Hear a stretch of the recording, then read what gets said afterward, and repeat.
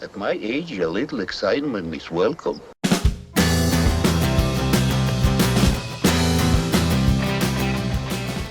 Hi everyone, welcome back to the channel. Thanks a lot for subscribing if you're here as a subscriber. If you're not and you just fell on the channel and you're curious, then please subscribe, like all the videos, make comments, all that kind of stuff. That'd be awesome. So I was tagged in a book tag, which is really cool. So very grateful for the tag. The original tag was created by Olly from Criminolly. Hi Olly. And I was tagged by Michael K Vaughan. So these are both channels I watch a lot. So it's really nice to get tagged, and it's really interesting seeing people's responses.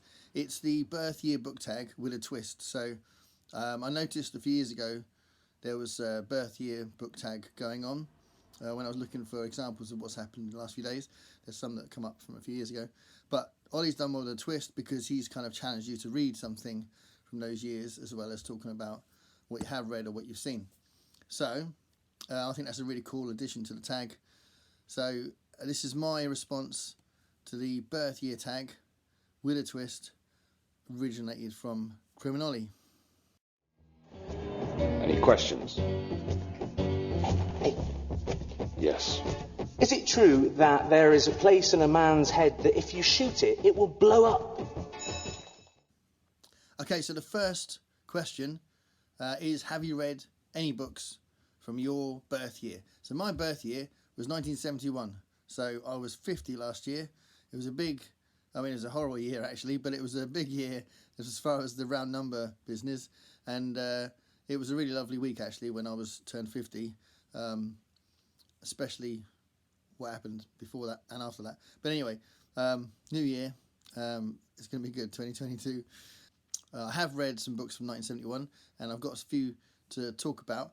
But my favourite, the choice I've made for my favourite book from 1971, or favourite book published in 1971, is Ursula K. Le Guin's The Lathe of Heaven. So I have spoken about this in another video, possibly 2 videos now, yeah, because I talked about this in my subgenres / tropes of science fiction as well. But this is a really great book about a man who's having these really strange dreams, and he goes to see a psychotherapist because his dreams are altering reality, and basically his psychotherapist takes advantage. And it's all about, it's kind of playing on the idea of the 3 wishes trope, but it's just brilliantly done. She's such a good writer. So if you do get a chance to read it, it's not particularly long, and so it'll only take you a few days probably. You could technically read it in a sitting if you're a really quick reader. But The Lathe of Heaven is a great book. So that's my choice for my favourite book published in 1971. So other books published in 1971. Big shout out to the Mr. Men books, because the first 6 Mr. Men books came out in 1971. So that's pretty cool. So Roger Hargreaves wrote those, and if anyone is from the UK watching this, especially kind of my kind of age or a little bit younger, you may be aware of Mr. Men. It was a big deal for children in this country, and they're pretty cool. So yeah, Roger Hargreaves wrote the first 6 Mr. Men books in 1971. Also, there's a really great Richard Matheson book that I wanted to mention, even though I don't have a copy, called Hell House, which came out in 1971. Any excuse to mention Richard Matheson, I will. So, a couple of choices in addition to my favourite, Lathe of Heaven, Ursula Le Guin. I'm going to choose a comedy science fiction book, Stainless Steel Rat's Revenge. According to the inside of the book, this was published in Great Britain in 1971, but according to the records on the internet, the Stainless Steel Rat book that was released in America was actually the 3rd book in 1971, the Stainless Steel Rat Saves the World, which I've got as well upstairs. I've got all of them, but I wanted to talk about this one because out of the 2 of them, this is the better one. And this is when he met his wife Angelina, or she becomes his wife Angelina, and they have kids, and you know, there's lots of sort of development in the characters in the series. But this is the book where he meets Angelina. So Stainless Steel Rat's Revenge is sort of comedy sci-fi. He's cocky.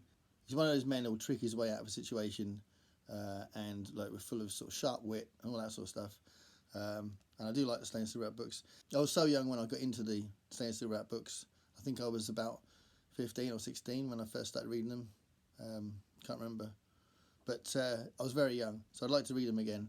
Yeah, Saints Too Much Revenge. And some non-fiction books that are incredibly important, really, really iconic books. So I'm sure you've heard of them. But they came out in 1971. So the first one I have to mention is In the Shadow of Man, Jane Goodall. So Jane Goodall is an English primatologist who has done an absolutely incredible body of work looking into the behaviour, the psychology, the communities, and the emotional spectrum of thought that chimpanzees have. So her work's mostly been about chimpanzees, but she's done so much incredible, important work. And this is a classic book that kind of documents a lot of it. She's written several books, but this is the best one. This is kind of the one that people refer to a lot as her great work, and it really is phenomenal. So I massively recommend you read this if you can. In the Shadow of Man, Jane Goodall. Also, another really important book, clearly a very different kind of subject. I have mentioned this briefly, I think, when I talked about some history books. I did a video on history books, but Bury My Heart at Wounded Knee by Dee Brown is a really important document because it's a history of the American West told through the Native Americans' perspective. So really, really important addition to the historiography of the history of America. So if you do know this book, you probably read it or you know about it and you're going to read it, but it is a really important history book. It came out in 1971. Okay, the next question is, what will you pledge to read from 1971? So that's the fourth question. What will you pledge to read from 1971? So I thought about this, and I did my research, and Fear and Loathing in Las Vegas came out in 1971. So what does it say there? Gift day donation. I bought this in a charity shop. Yeah, Hunter S. Thompson's Fear and Loathing in Las Vegas. I do need to read this. I've wanted to read it for a while. So this is a good excuse, the fact that I've now publicly said I'm going to read this in this book tag. So what will you pledge to read from 1971? This. So question number 5 is, what is your favourite book from when you were 18? So what I'm going to do with this question is a really nice opportunity for me to talk about some cartoonists, because the ones that I chose are cartoonists. So there's 3 different cartoonists I'm going to talk about, and the books I'm going to refer to came out in 1989. So there is a great science fiction book which is called Hyperion, Dan Simmons' Hyperion, which came out in 1989, and that, if I was going to go to a prose novel, I would pick Hyperion. But I don't want to do that in this video. I want to talk about 3 cartoonists. So I'll talk first about this guy, because I love this book. This is my favourite book from Hunt Emerson, and it came out in 1989. So this is his interpretation of The Rime of the Ancient Mariner. It's a poem I really love. I studied it at school, and it was really captured my imagination. And it's one of those kind of defining moments, if you like, one of those things that added to my imagination hugely when I was in school.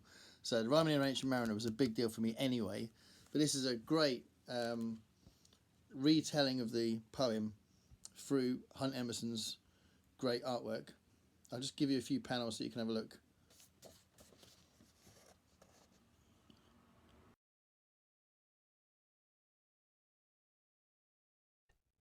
The fair breeze blew, the white foam flew, the furrow followed free. We were the first that ever burst into that silent sea. So, yeah, a couple of examples there of what it looks like. But yeah, I wanted to include that because I really do rate Hunt Emerson as a cartoonist, and this is my favourite book he's done, partly because I love the poem so much. There's also Gary Larson. So a lot of people know Gary Larson. He's probably one of the most famous cartoonists, I think, this Far Side collection. And in this country, in 1989, we had the Far Side Gallery, which was the first collection made up of lots of cartoons from the first 4 or 5 of his books, I think. Let's have a look. Are they made from? This is a collection made up from the first 5 years of the Far Side. So I'll give you a few examples if you don't know the Far Side's style.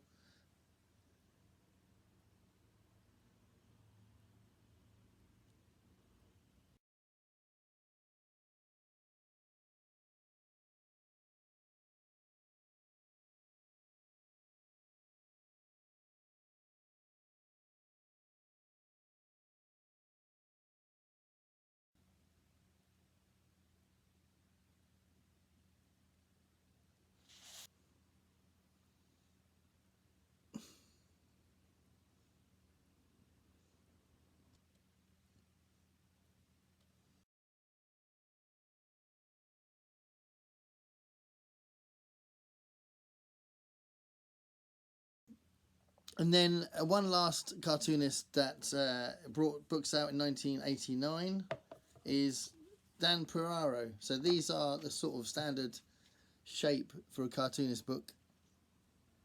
And Dan Peraro is amazing. So Glasnost Bizarro and Sumo Bizarro, I've got all the ones I can find. I've got about 8 of his books. More than that, I think, because I've got some of the big ones as well.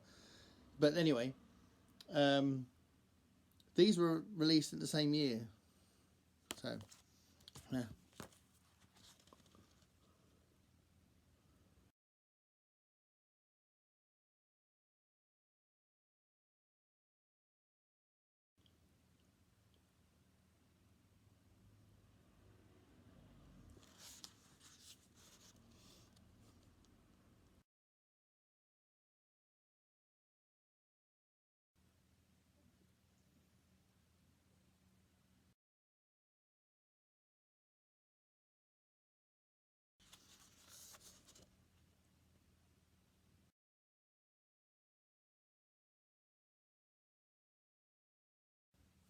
So, that's my answer to favourite books from 1989. So, the challenge about what I'm going to read from 1989 is Guards by Terry Pratchett. So, I've read about 7 of the Discworld books so far. I've counted and I've got 24 of them, so I've still got quite a lot to read out, the ones I own. But this is apparently one of the best anyway, and this was released in 1989. So this is going to be read as part of this tag, and I'm looking forward to reading this. So yeah, Guards, Terry Pratchett. Tell me if you've read it. Okay, so question number 6 is, out of the last 10 books you've read, how many of them were written or published before you were born, and what were they, and what do you think of them? So, out of the last 10 books I've read, 3 of them were published before I was born. 2 of them are John Wyndham books. So I've been reading some John Wyndham stuff. I'm building up to a video on John Wyndham, so I've been really enjoying them. So The Chrysalids was 1955. I read that quite recently. So I'll talk about that more in another video, but that was a brilliant book. I loved it. And I think I loved that. Yeah, that's kind of my second favourite book by him. And then The Midwich Cuckoos was 1957, so I read that one as well recently.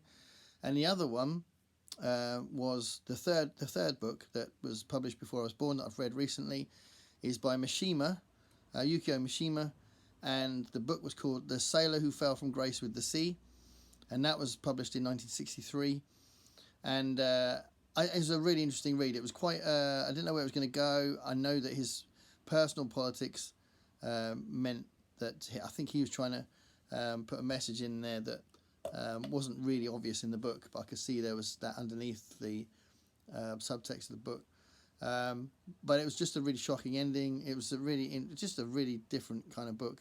So yeah, The Sailor Who Fell from Grace with the Sea was a very interesting read for me. He's got very strong opinions about masculinity and about the role of man as opposed to woman in society, and very traditionalist.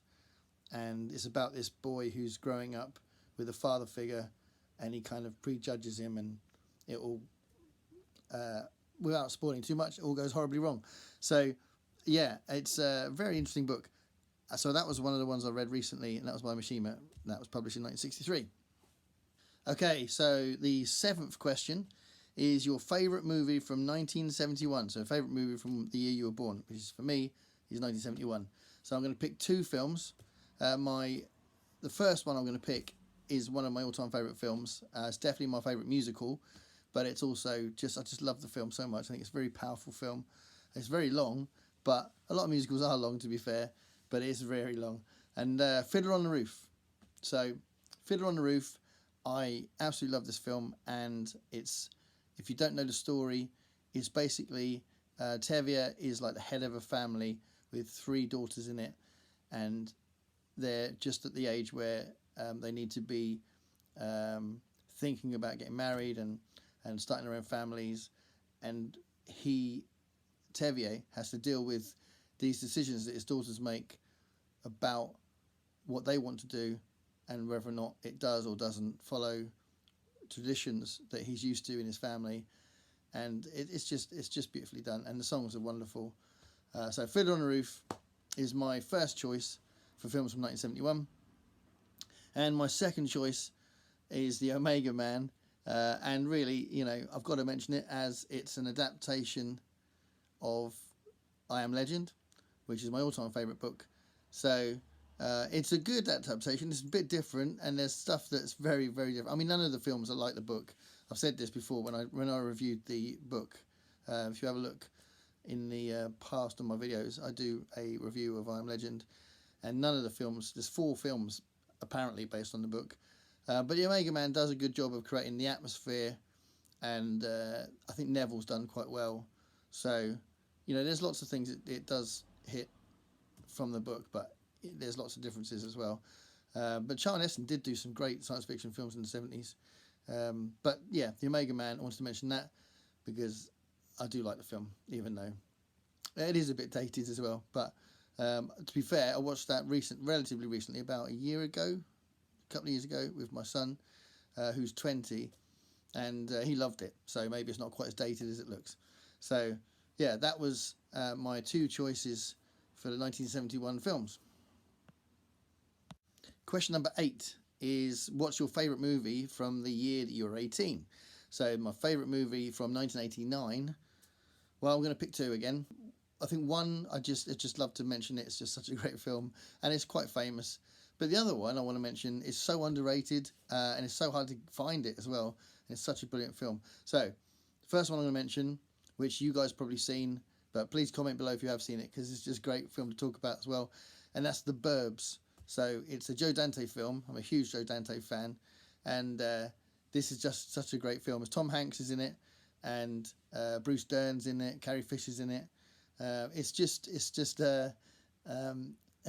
about paranoia and a very suburban setting where Tom Hanks and his buddies get very suspicious of these new neighbours, the Klopeks. I'm pretty sure they're called the Klopeks, which is a brilliant name.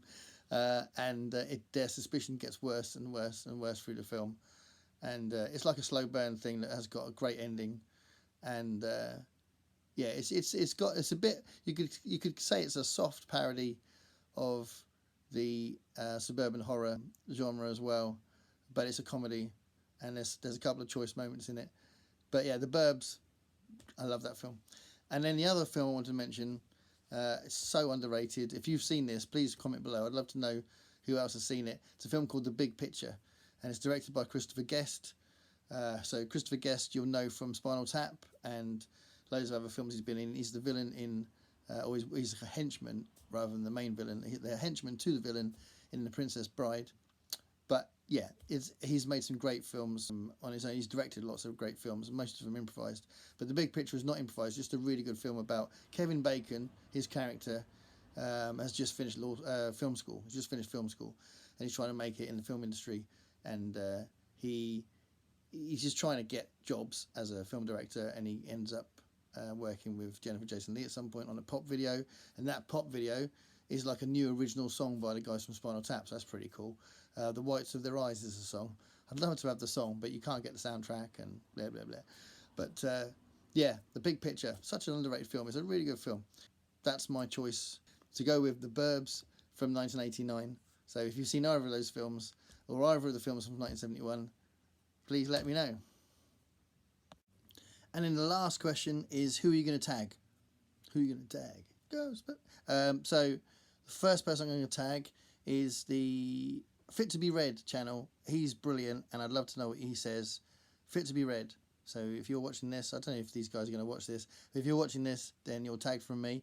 Rachel from Shades of Orange, she's the second person I'll be tagging, so I'd like to know what Rachel chooses.